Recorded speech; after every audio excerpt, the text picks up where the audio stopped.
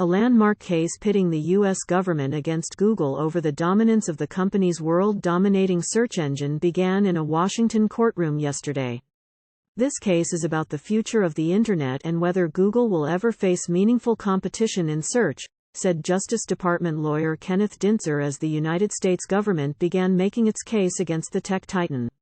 Over the course of 10 weeks of testimony involving more than 100 witnesses, Google will try to persuade Judge Amit P.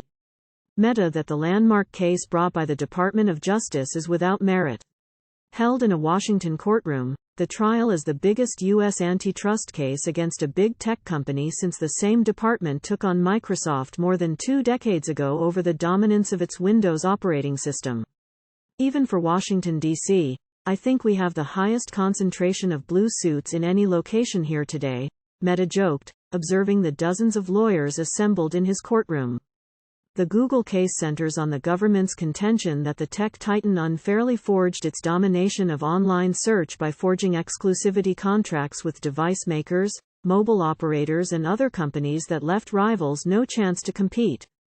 Through these payments of billions of dollars every year to Apple and others, Google secured its search engine default status on phones and web browsers, allegedly burying upstarts before they had a chance to grow. This created what the government calls a feedback loop, in which Google's dominance of search only grew bigger and more damaging to competition because of its monopoly access to users that rivals could never match.